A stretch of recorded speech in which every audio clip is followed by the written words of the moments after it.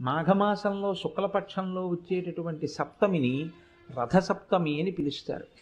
ఎందుకు అలా పిలుస్తారు అంటే దీనికి రెండు కారణాలు చెప్పారు పెద్దలు. దీన్ని నేను చాలా సూక్ష్మంగా మాత్రమే మీకు మనవి చేస్తాను.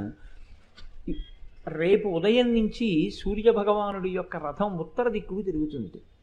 దానివల్ల ఏమవుతుందంటే మిగిలినటువంటి గ్రహముల మీద ఉండేటటువంటి సూర్యుని యొక్క వెలుగు, సూర్యుని యొక్క ప్రకాశము కొన్ని గ్రహముల మీద తగ్గుతుంది.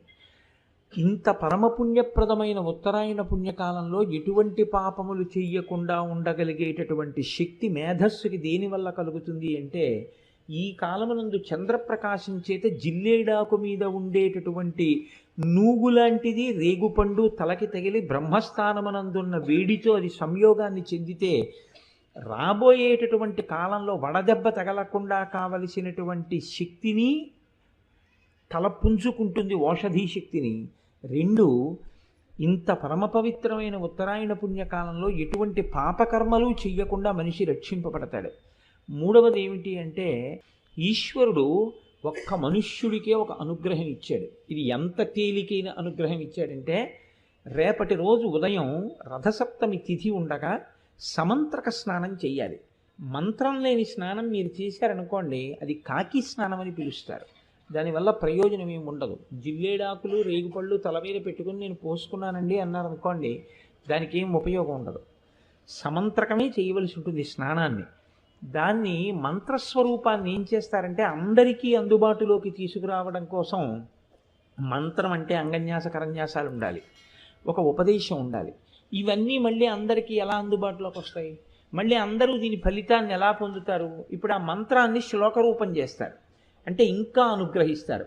ఇప్పుడు మీరు ఆ శ్లోకం చెప్పిన తరువాత రేగుపళ్ళు జిల్లేడు పళ్ళు తల మీద పెట్టుకుని అప్పుడు నీళ్లు పోసుకుంటే అవి జారి కింద పడిపోతాయి.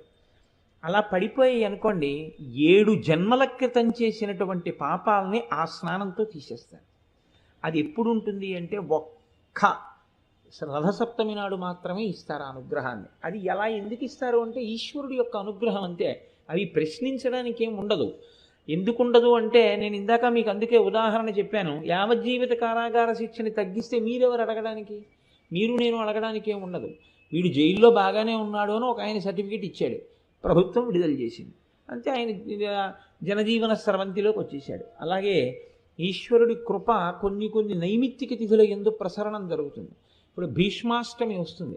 ఆ రోజున మీరు తర్పణ భీష్ముడికి విడిచిపెట్టారనుకోండి, విడిచిపెడితే ఏమవుతుందంటే కొడుకులు లేని వారికి కొడుకు పుడతాడు. అంత గొప్ప తిథి అది. పుత్ర సంతానం కలగకుండా అడ్డుకున్నటువంటి పాపాన్ని తొలగించగలదు. అంత గొప్ప గొప్ప శక్తులు కలిగి ఉంటాయి. దానికోసం పెద్దలు ఏం చేస్తారంటే, భవిష్యోత్తర పురాణంలో ఈ విషయాల్ని ప్రస్తావన చేస్తూ దానికి సంబంధించినటువంటి శ్లోకాన్ని ఇచ్చారు.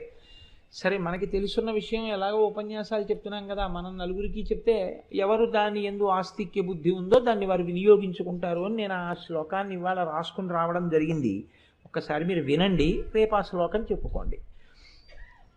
యజ్జన్మ కృతం పాపం మయా సప్తమ జన్మసు తన్మే రోగంచ శోకంచ మాకరీహంతు సప్తమి ఏతజ్జన్మ కృతం పాపం యచ్చ జన్మాంతరార్జితం మనోవాక్కాయజం యచ్చ జ్ఞాతా జ్ఞేతే చయే పునః ఇది సప్తవిధం పాపం స్నానాన్నే సప్తసప్తికే సప్తవ్యాధి సమాయుక్తం హరమాకరి సప్తమి.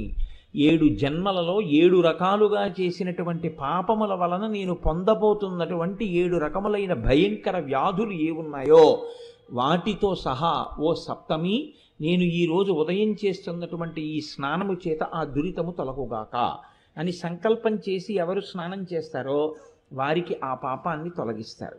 కాబట్టి ఇప్పుడు నేను చదివిన శ్లోకాన్ని రేపు మీ అందరూ చదువుకుని చక్కగా స్నానము చేయుదురుగాక.